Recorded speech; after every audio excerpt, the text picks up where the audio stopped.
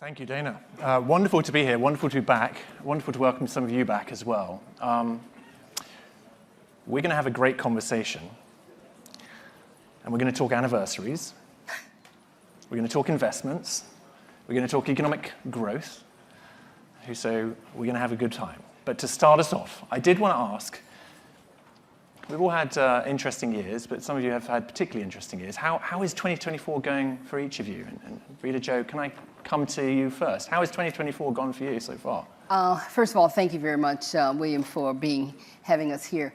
2024 has gone very well for us. We have definitely seen an increase in our authorizations. When I joined XM almost 3 years ago, we did about $5.5 billion.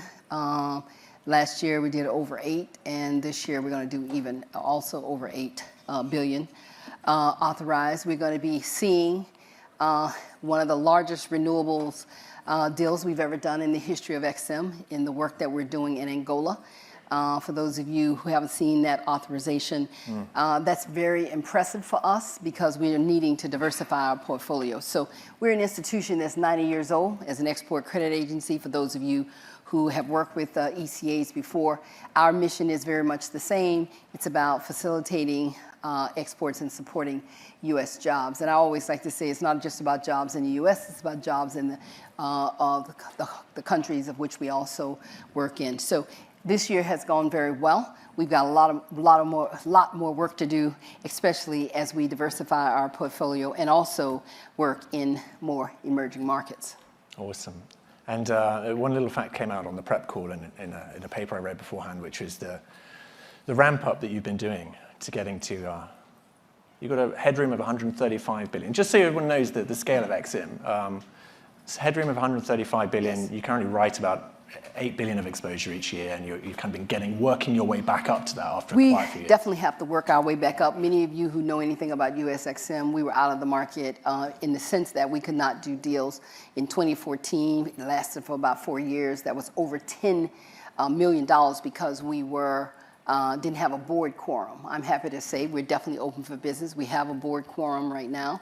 And then in 2019, when XM was reauthorized, Congress gave us a lending cap of about 135 billion. We've spent about 35 billion, so we got about another 100 billion to go. And that's why we love being in rooms like this, because it's all about how we can talk directly with so many of you and to talk about how we are modernizing what we've been doing over the decades to be able to diversify our portfolio so we can invest in mandates that Congress has asked us for, mandate to use that 100 billion, that 135 billion to do more, make more authorizations available in sub-Saharan Africa, small business, transformational exports areas, everything from like the semiconductors, the AI, the quantum computing, renewables, and also we took critical minerals in that, and then also in the renewable space. And so with that, we really have to be aggressive, having been out of the market for that length of time. And then in 2019, you move into 2020, and then COVID happened, and that shut everything down.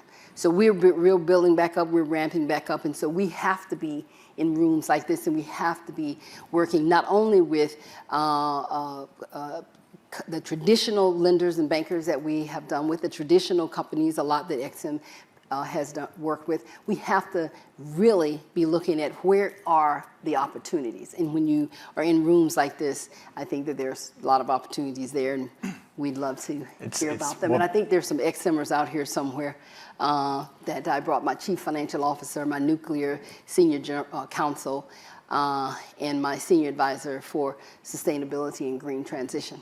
Awesome, and we're delighted to have you here. BNEF is all about opportunities generated, so there we are. Andy, 2024, how's it gone? Well, 2024 is going to be an important year for Kosmos. Yeah.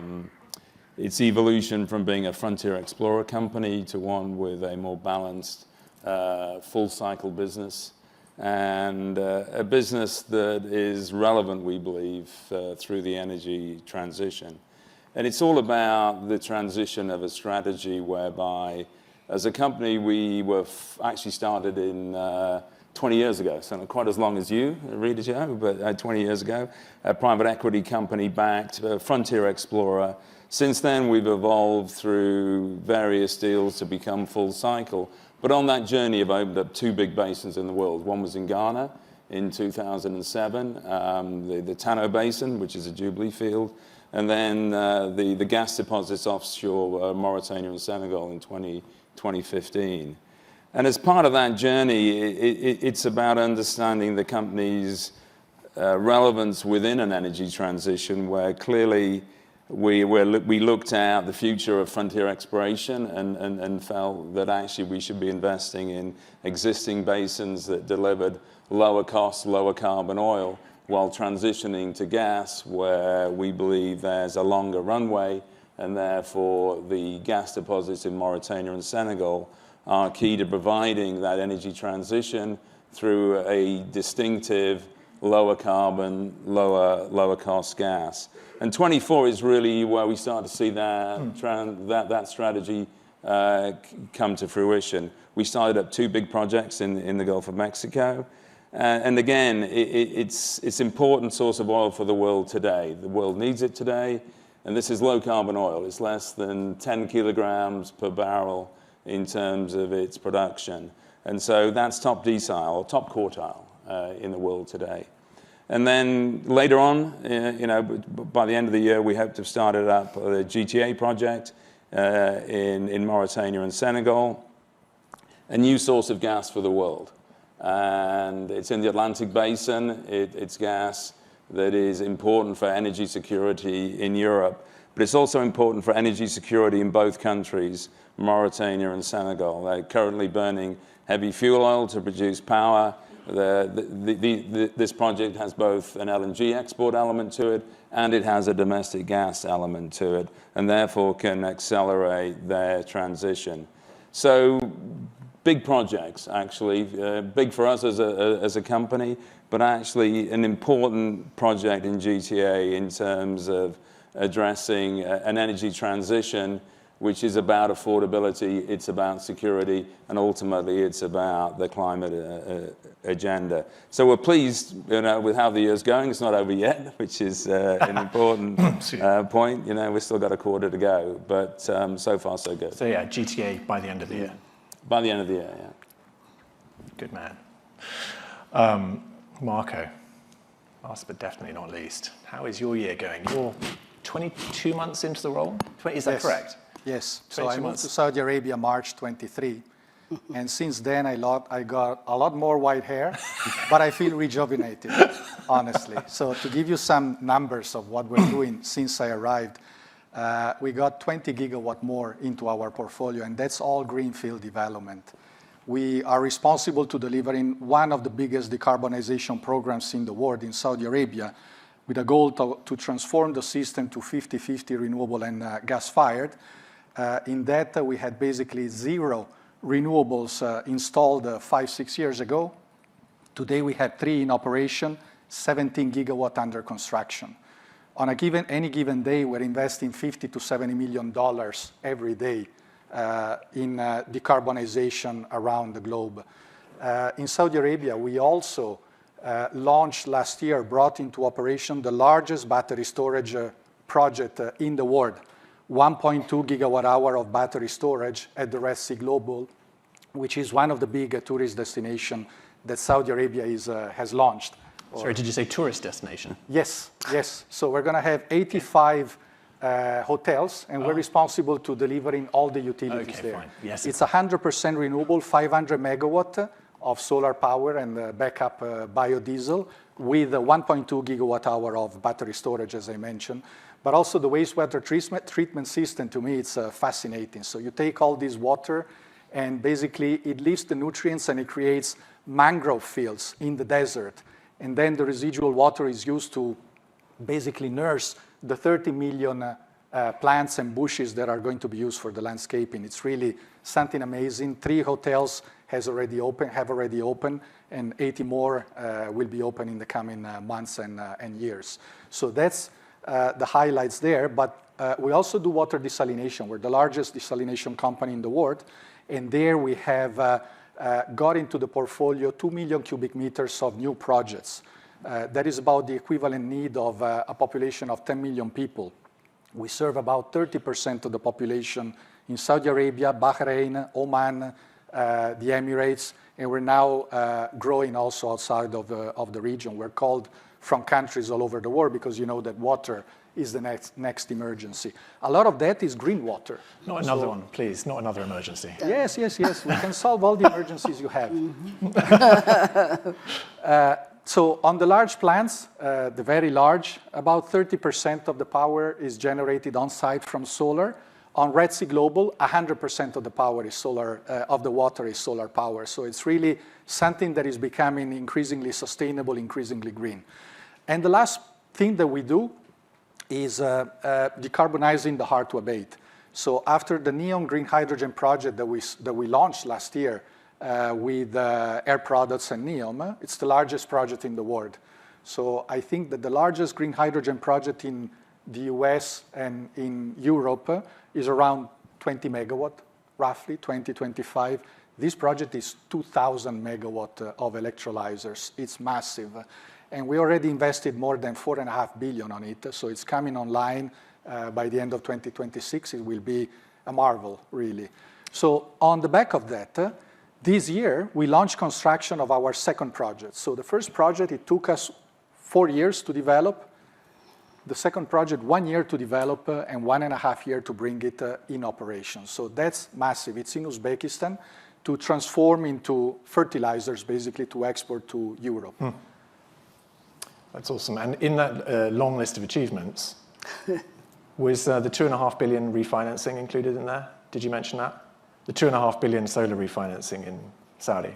Well, You don't have to mention if it's not important, but financing is, so we closed, I think, $15 billion financing last year. Okay. This year, we achieved the fastest financial closing for the PIF round for renewables. It's a 4.5 gigawatt combination of projects. We went from PPA signature to cash disbursement in 3 months. So the scale and the speed in the region is just massive. awesome. Kind of leads me on to the second question, which is really around kind of business models, investor expectations. So the way I always think of this is businesses, if you hear about the discussion about mobilizing capital in emerging markets and developed economies, you often hear a discussion of there are just not enough projects and the cost of capital is too high for solar projects and all this sort of stuff. Fundamentally, what we have on the stage today is two groups who are businesses building a business and wrapping around the risk management and so on to essentially make those projects actually investable. Reta Jo, with you, we are looking at projects that are bankable and then you can get in and support them. As we're thinking about that sort of the underlying stakeholders that you have, when are you going and pitch to them? Do you do the same pitch that you've just done to this group? Or is it meaningfully different? Is it materially different in any way? Reta Jo, maybe I could come to you, because there is an overlay here, right? Yeah. Which is economic competitiveness Yes. for the US. I mean, the pitch for us is the same. You know, we try to keep politics out of the work that we do. I mean, as an export credit agency, I mean, we are the debt financiers for the US government. And it's very clear that as a government entity, because even though we are an export credit agency, we're governed by the laws and rules of the US in a lot of different areas, especially in this space. We also are members of the OECD, and all of us who are allies and friends are part of the arrangement that has been modernized on a regular basis that gives us the ability to have additional flexibilities in what we can offer. As an export credit agency, we're doing what others are doing with whether it's direct loans or whether it's with our export credit insurance products or whether it's with our working capital guarantees. So when we're out and making those conversations, you know, even though we are a demand-driven agency, we can't any longer just sit back and wait for it to walk in the door. I mean, we've got to be out talking with individuals that are in rooms like this and those on this stage, because the pitch has to be is that we want to be offering financing that is competitive. And we're trying to do everything we can with the tools that we have, that Congress has reauthorized us with, to ensure that our any American company or foreign buyer who wants to purchase goods and services to be exported out of the U.S., we want to be able to have terms and that makes us as competitive as any other institution. When you start talking about mobilizing capital, part of our mandate is that we're there to help level the playing field, as well as the fact that it is written definitely in our charter, we're not to compete with the private sector. We are there to crowd in the private sector. And with that, that's why we are trying to be more aggressive about as we talk with the traditional financiers, we're also talking with the private equity and the asset managers and the pension managers and the family offices and the like, primarily which is very different for XM. Primarily, it's, the traditional ones. But as we have become the C with these new technologies and with these new sectors, those entities have those companies in their portfolio.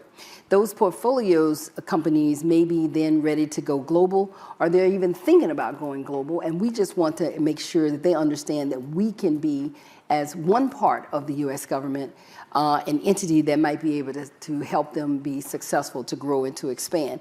And then just as I was talking to Andrew, I was saying that, a lot of the larger companies have the financial wherewithal, of course. But where we feel like we can be unique for them is that in their supply chain. Because the supply chain may not know anything about an export credit agent, may not know anything about a U.S. EXIM bank. Part of what they also may not know in terms of our offerings, but also for the larger companies, is that we can for very large projects, we can always co-finance with other export credit agencies around the world. And we've actually signed, I would say, over 20 plus odd co-financing agreements, about 7 memorandums of understanding, I would say north, south, east, and west, to be able to work together. Most recently, in the Australia market, we've been working very closely with the Australian ECA, and we were just there, where we launched what we call a one-stop shop, a single point of entry when it comes to working with critical minerals. Why were we doing in Australia? Australia is bar none way out there in this particular area, and we wanted to be able to match the work that we could be doing together. Because one of the things that we know, the competition is fierce. We know we're behind and we got to catch up. How are we going to catch up? It's going to be the public and the private sector working together. It's going to be allies and friends working in partnership and collaboration together, because none of us have enough by ourselves. We just don't. We're not sometimes going to beat the price, but can we beat the innovation? Can we beat the value? Can we ensure that we are protected when you're out there with your intellectual property? Those are the values that we share as common friends and allies. And so one of the things that we're trying to do is work with different kinds of institutions, as well as our traditional ones, to ensure that we know where the projects are, and to let them know that we're welcoming, that we're open, that we are welcoming of that. No longer can we sit back and be the old XM. We've got to be relevant for the 21st century, because when you're out of the market, it doesn't matter. People find someplace else to go. If we want them to be back, if we want them to look at us as the first lender, we've got to be doing other than just offering up some financial terms. Yeah. They're also looking at what is the policies of the U.S. And that's where what we call in the Biden-Harris administration, the president calls our whole of government. So what I may be able to do, and what DFC or the Millennial Challenge or our U.S. Trade and Agency, TDA Development Agency may be able to do, is all different, but working together along with our Department of Commerce, along with our Department of Energy. All of us may have a better offering than what we might normally have to offer. So that is very important for us. And so we're at this juncture in our XM history where we're able to have a seat at the economic table and not just be an institution just kind of off to the side working by itself, but working in partnership and in collaboration, not only inside our own government, but also we are seeing that same model happening in other governments as well. If you ended up with KPIs around the amount of money you're crowding into the private sector, I'd be very impressed. I talked to some multilaterals earlier this year and like, so you want to crowd in money, right? Yes. Well, do you have No. Are you thinking about it? Maybe. Anyway, sorry, I digress. But Andy, over to you. I offered a long-winded question earlier. I realize that. And you've already shared a little bit what your pitch is to investors. But your investors are the BlackRocks. They are the Vanguards, these groups. What are they asking you? Yeah, no, it's interesting. So for us, we're a company that started off in private equity, publicly listed in 2011, and built, as Will said, a pretty good blue chip set of equity investors. And what's important to them is the company is relevant through the energy transition as a pure upstream company today. And to do that, I think it's about demonstrating that we are relevant because we're contributing to the transition in a way that addresses more than just climate. I think it's about energy affordability. In the countries that we work in particular in West Africa, affordability is the issue that's on the front and center of every president's mind. It's also about energy security, as you think about the challenges in Europe today of gas supply. New sources of gas are important to the European nations.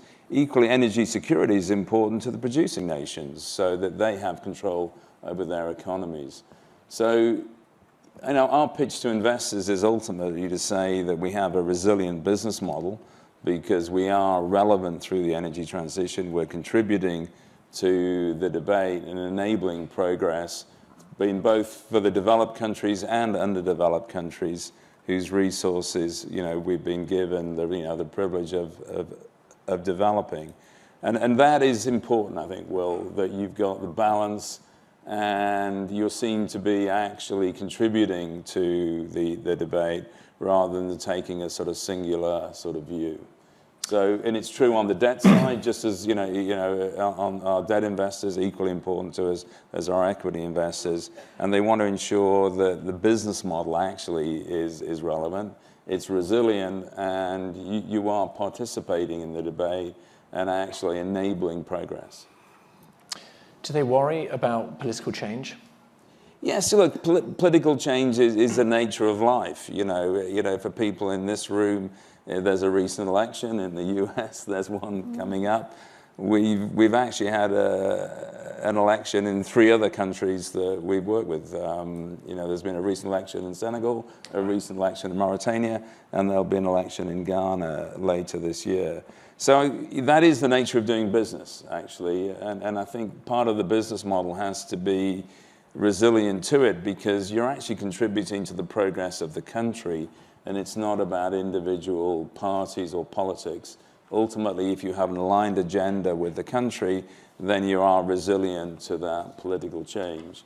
And I think that's, again, is a fundamental sort of core tenet of my company is that we believe that we create that mutual agenda that enables economic progress, that leads to social progress, and that ultimately it doesn't actually matter which party is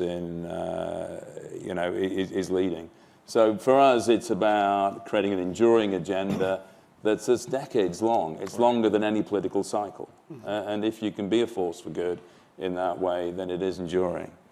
And one of the things we want to make sure folks understand about the way we work at XM is that all of our financing is backed up by the full faith and credit of the United States. It's not about the whim of what an election. It is about the business that we have to do in our transactions to bring them to bankability. And so when you enter into a deal with the United States government, you enter into a deal with XM Bank, you're entering into the deal with the American people. And so you would have no confidence in us if it was at the whim of politics. Right. And so we're really in this era right now enjoying an amount of bipartisanship that we have never seen, I believe, in XM, to the tune of fact of ranking members as well as the chairman of the committees, whether it's intelligence, whether it's banking, whether it is committees like which Manchin and Reese chairs, doing the work to support XM and actually on record. So it's not what I'm saying, it's what you can go online and you can see whereby the members of our Congress in a bipartisan way have been looking to see how can we make American companies more competitive and how can we give agencies like XM the tools that we need in order to do that. So you see them supporting us in the critical mineral space, you see them supporting us in the nuclear space, and you see them supporting us in the transformational export space. So that's very important for us because we are getting ready to go up for reauthorization in 2026, and we have been given a number of indications by members on both sides of the aisle and both houses of Congress that they support what the administration has put forward about having us be reauthorized early so that we can continue to have the confidence of all of you to know that you can come to XM and enter into business, and we're not going anywhere. We're going to be still around hopefully another 90 years. Awesome. Marco, PIF is your major backer. You're active in 13 countries. Do they love that, or are they like, you're spread pretty thin? PIF? Yeah. You know, everybody thinks that we are a Saudi company, so we are subsidized, we get free money, you go abroad, and everybody gives you projects and they happen by themselves, but it's not the case. So PIF is a shareholder with 40%. 40% is the founding families, and the rest is listed on the stock exchange. So we abide by public rules and commercial banking and DFIs basically to finance our project. What we do enjoy is certainly great support G2G from the country, where in a lot of the emerging markets in Africa, Central Asia, Southeast Asia, of course, I was really surprised by the depth of the relationship that I didn't know when I was working in the US or in Europe before. I think we neglect how much the global south is cohesive, and I think that what we're seeing now with the BRICS expansion, but really with the relationship of Saudi as at the center of a world where they talk to everybody. And I think that today we have a lot of polarization. I think that Saudi is really one unifying element that allows us to go to a lot of these countries and talk bilateral for a lot of these deals. Which brings me to what do I see as a determining factor to spearhead investments in emerging markets. By the way, also emerging markets is a definition because when I go, I'm just back from Kuala Lumpur. Honestly, it's more modern than most of the European capitals. Don't get me They're started. just simply growing faster than we are. EMD is one of the if I go to Riyadh or Dubai, they're more emerged than we are. No, so just don't I tell think the we should talk about the growing countries versus the non-growing countries. But there's a need there. 80% of the energy need is there. And today, it's not really that you say we need to decarbonize by ideology. It's simply that you need the energy, and renewables are the cheapest, the faster, the simpler to and easier to finance that you can do. So taking aside, let me say, these more modern countries, if we talk about the rest of the South, I see really the first differentiator being leadership. So political leaders with a vision, dialogue with investors, and quick decisions. And I see it already. If we look back, Morocco, 10, 15 years ago, they launched basically the solar industry in the world. They were a pioneer, thanks to the leadership they had. Saudi Arabia, today I mentioned the big decarbonization program and the scale. But what surprised me is the second country in our portfolio, we're investing almost $15 billion there to build 11 gigawatt in the span of a few years, is Uzbekistan. Uzbekistan is a country with a GDP per capita of about $3,000. So we work in these countries, and that brings me to Africa, which is the next frontier, where the key thing is you need to make the commodity affordable. So even more than the IRR, it's how you make it so that they can afford it locally. And I think there, besides the ingenuity that a company like us can put to always come with the most innovative solution to reduce the cost, new suppliers to bring down, again, cost through competitiveness, and the scale that we enjoy. So if we buy $20 billion of equipment and EPC contracts to satisfy the needs in the two major countries, Saudi Arabia and Uzbekistan, then we can leverage that to bring down cost in these countries. But that's not enough. So what needs to happen is financing, and there's two sides there. One is DFIs. So sometimes we work a lot with DFIs, and we're very happy, but I think we can do more. Sometimes in these countries, we see that we need to take just as many risks as they do, or more risk. 10 years of 12 years financing, 14 years financing in these countries is not enough to bring down the cost. So we need DFIs because they can work also at a government level, multilateral level, to extend the tenure so that we can lower the cost. And the second, that is right next to it, is philanthropy. There's $2 trillion every year of philanthropy around the world. I don't see it coming together to finance large infrastructure projects. They all go to very great causes around the world, but the impact that we can have if we channel it through the large infrastructure is massive. We have a project in development in Africa where if we could get 50% concessional financing, I'm not saying grants, I'm seeing remunerated capital just at subsidized level, the tariff for the end user there could be 30% lower than it is with DFI-based or commercial financing. That's massive to extend and accelerate the speed of development. And the third is equity partners. Equity long-term, like pension funds, insurance companies, patient funds that can basically take a lower return after construction for a long term, also working on a G2G level from the US, from North America, from Europe, from developed countries. Our business model is project financing. That means that we keep typically 30–40% of the equity. There's a lot of space for that money to go in and lower, again, the cost of capital for the project. What we see there when we try to approach is, thank you, we want to decarbonize the world, but in OECD countries. And that is not working because 80% of the need is in non-OECD countries.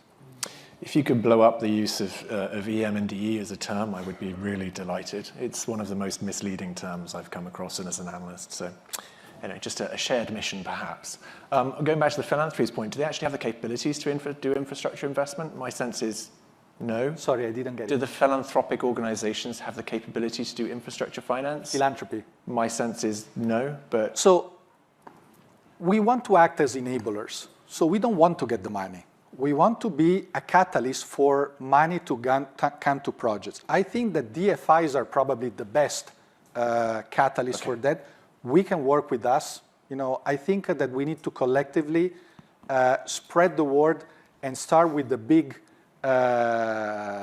wallets, if we can say, if we can be so crude, because we need to have speed. And of course, it's easier to talk to 5 large groups that can help us than to talk to 500 that can give you a little bit that will not make the difference on individual projects. Spoken like a true capitalist. Well done.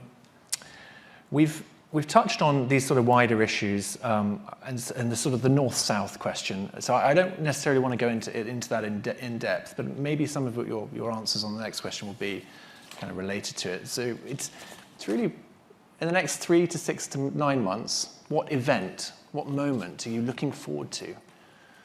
We are all working hard, we're working towards something. What are you working towards? So I think, big events act as natural catalysts. Yeah. It doesn't have to be an event like this, by the way. I'm sorry. Yeah. No, but to either drive, because everybody's driven also by the, announcements. We all like it. We all like to get on the media, and we all like to make announcements. So I think that besides the great dialogue that you have at events like COP coming up, And I think that you're seeing step changes. I think that we underestimate the big result that was achieved at COP28 with the transition and away from fossil fuel. This year, water is going to play a big part, financing is going to play a big part. So besides the dialogue, I think that we will see a lot of big announcements around that that will catalyze basically progress on a lot of projects. And then 2025, I think that the question is really about, well, the general economy. So certainly our business is driven a lot by interest rates. So the movement there will be potentially another big catalyst if we see rate drops for acceleration of projects, because you're basically lowering the cost for the final user. Just on that very note, I'm going to come to you, Reta Jo. Talking of interest rates, a lot of companies, renewables companies, kind of suffered during that sort of slight increase or the increase in rates. Your firm doubled your share price over the last year since you joined, right? Who do we blame for that? It's not the interest rates, right? Is it your leadership? You said the importance of leadership was critical. I'm such a great CEO. No, I'm just kidding. I mean, the share price I don't influence. I think we're doing our best basically to deliver all these tremendous returns. I think, we are lifted by the big decarbonization program of Saudi Arabia. Okay, fine. That's actually... And really, the growth that we have in all the emerging markets, I think, is something that we're counting on to continue our growth. Awesome. Andy, apart from first gas at GTA, what else are you excited about? And that can be your thing if you want. Yeah, what's interesting for me, I think, is we've talked about affordability of energy, but actually access to energy and the difference a project like GTA can make is the thing that I look to. It's a well-known stat, 600 million people don't have access to power today in Africa. Of the sort of 2 billion growth by 2050 of the world's population, half of that will be in Africa. So the 600 is going to get bigger. And therefore, it's not only a question of affordability, but it's access to power. And to do that, you need to build infrastructure. You need to get access to financing to do that. And a project like GTA is just the start of enabling Mauritania and Senegal to get return from the development of their resources, that enables them to invest in the infrastructure that will give access to the power that many of their citizens don't have today. And it's affordable, it's their resource, it's secure. So for me, it's addressing that gap. It's a gap that's going to grow, and how do we support Africa in its goal to give everybody access to power? It's going to be a long journey, and it's going to be a journey where the gap is going to grow rather than diminish in the next few years. So I look forward to a project like that starting up as the start of that journey. And it's the start of a journey for a country like Senegal that actually already has 30% renewables today. It's not slow. It's made a huge amount of progress by itself, but it needs more. It needs a base load that can actually then marry up with that renewable and create the economic growth that it needs. So I'm looking forward to GTA being the start of that progress, and it will be a milestone. Awesome. Reta Jo, what are you looking forward to? I'm looking forward to the fact that we are really all in a unique moment in time, and I will go back to what Andy was saying. It is going to be about leadership. I look at last year's COP. I mean, no one predicted that last year's COP was going to turn out to be the nuclear COP. It was such that a major meeting was held with world leaders to basically talk about nuclear as being a part of the solution that we're going to have to all get to where we are moving towards this green transition. It then has spiraled to more conversations around, not only around nuclear, but the financing of these big time projects. So it's going to be interesting to see what happens that comes out of Abidjan. But the thing is, we already know that it's major financing days are going to be targeted, one of the big days, and to be able to see all the types of executives and companies and countries that are going to be in that room looking to fund all of these projects. I think that is what's going to be exciting for us, you know, and then I think we're going to have more conversations about supply chains. We know that one big company can't do all the work. It is about all of those companies in that supply chain. As one executive said to me, I need everything that those companies can do for me. I just can't fund them. So who is going to be in that place? And that's where I think is going to be unique around public sector and private sector and philanthropic organizations all working together in order for us to be able to spread the risk, to be able to do the kinds of things that we want to do. So leadership is going to be important, and I think leadership north, south, east, and west. Glad to be on the stage with Marco. I'm actually headed to Saudi to do some work. And of course, what is one of the biggest things that we're going to be talking about? Green transition. Renewables, all the things that we're having in this conversation today. So, you guys have been rock stars. Thank you very much. A real pleasure to have you on. Marco, Andy, Reta Jo, a delight. Thank you very much. Thank you.